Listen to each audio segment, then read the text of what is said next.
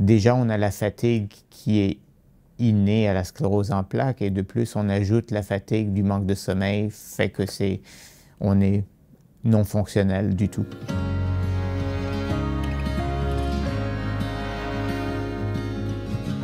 En sclérose en plaques, le sommeil, c'est très important.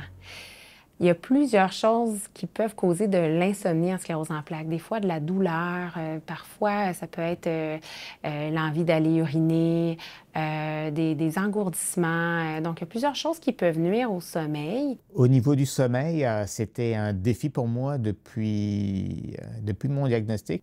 Mon problème principal, c'était à l'opposé de ce que beaucoup de gens vivent. Je n'ai aucun problème à m'endormir. Le problème que je vivais, c'était que je me levais vers 2h, 3h du matin et je n'étais pas capable de me rendormir. Donc, ma nuit était écourtée et j'avais des courtes nuits à toutes les nuits. Si le sommeil n'est pas bien géré, donc on a plus de fatigue aussi, fait que ça peut accentuer justement la fatigue qu'on a. Donc, il faut apprendre à avoir une bonne hygiène de sommeil. Ce serait vraiment la clé numéro 1. C'est quelque chose qui est accessible à tous. Donc, je pense que ce serait la première chose à faire. Ma routine de sommeil a été longtemps perturbée par les enfants, en partant. Puis, dans les dernières années, c'est sûr que je me suis mise à moins bien dormir à cause des spasmes, à cause de la position. J'étais inconfortable, j'avais de la difficulté à me tourner aussi. J'étais toujours fatiguée, mais je me réveillais tout le temps. C'est sûr que quand tes jambes ne plient pas, c'est pas simple de se tourner dans un lit. Il faut se réveiller, il faut se tourner. Là, tu es réveillé, c'est long avant de te rendormir. J'ai eu, je dirais, une dernière année plus difficile point de vue sommeil. Il existe des traitements qui vont venir aider, soit au niveau de l'énergie, au niveau de l'état de somnolence, par exemple, de jour, ou au niveau de la concentration. Il y a de la médication aussi qui peut être présente pour aller jouer sur d'autres facteurs qui pourraient amener de la fatigue, comme la dépression ou l'anxiété. Donc, effectivement, il existe des traitements, mais je pense que la chose numéro 1 à faire, c'est vraiment de réviser son hygiène de nuit. Donc, c'est important d'avoir une belle routine, un bon sommeil pour que ce soit réparateur. Souvent, c'est un côté qu'on néglige, mais qui va avoir beaucoup d'impact sur notre énergie le lendemain matin.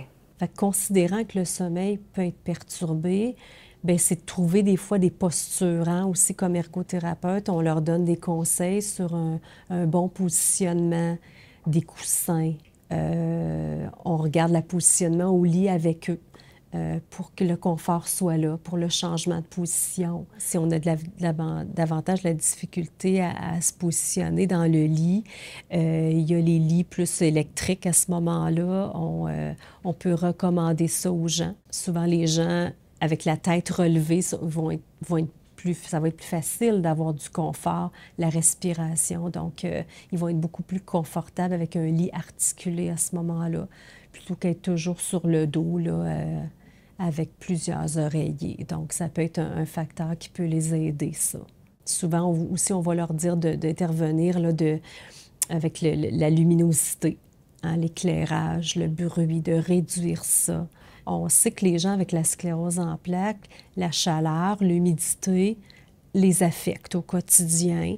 Donc, la climatisation devient essentielle, importante pour justement bien dormir et bien récupérer. Si j'ai quelque chose le lendemain, je peux pas me coucher à minuit, 1h du matin. Il faut que je me couche à 7, 8 heures, 9 heures, tout dépend parce que ça a changé aussi beaucoup mon sommeil. L'insomnie, elle a grandement augmenté. Puis là, je prends des médicaments pour m'aider à m'endormir parce que sinon, c'est venu jouer là-dedans aussi. Dernièrement, j'ai commencé à consommer de l'huile de cannabis, mais avec du CBD seulement.